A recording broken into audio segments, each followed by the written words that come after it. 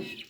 ያው እንደሚታወቀው ሰባተኛው ሀገር አቀፍ የህዝብ ምርጫ ለሰባተኛ ጊዜ የሚከናወነው ዛሬ በሀሱባ ቀበሌ ያለውን የምርጫ ጣቢያ ለመታዘብ መጥተን ነበር። ማህበረሰቡ በነቂስ ወጥቶ ተቋም ጀምሮ ያው ዛሬ ሶስተኛ ቀኑ ይዟል። ሰው እየተመዘገበ ነው።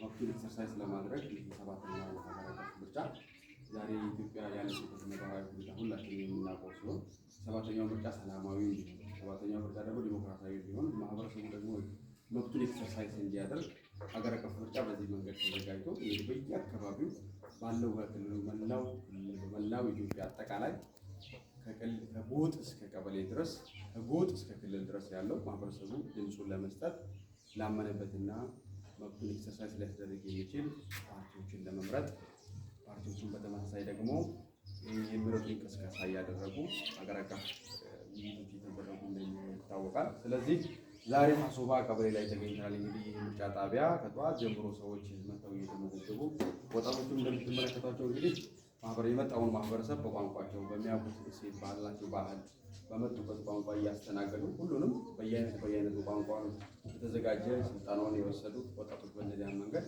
ስልጠናውን የዛሬ ምዝገባውን እያደረጉ እንገኛለን። ስለዚህ ሁሉም ሰው ኤክሰርሳይዝ ማድረግ መቻል አለበት። ይሄ ካርድ ይሄ ድምፅ ዋጋ አለው።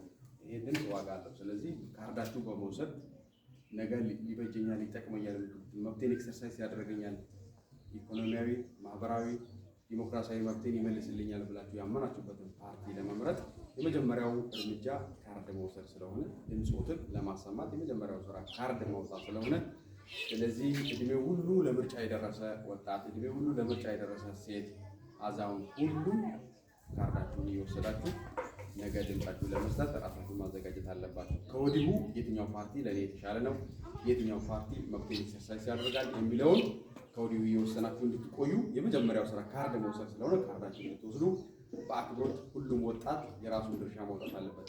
መንግስት አካል የራሱን ድርሻ መውጣት አለበት። ተፎካካሪ ፓርቲዎች ማህበረሰቡ ካርዳቸውን እንዲወስዱ መቀስቀስ መቻል አለበት።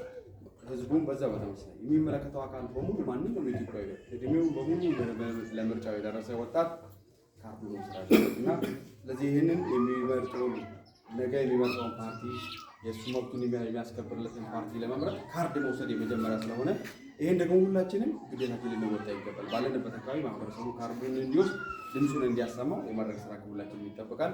ለዛሬው አመሰግናለሁ።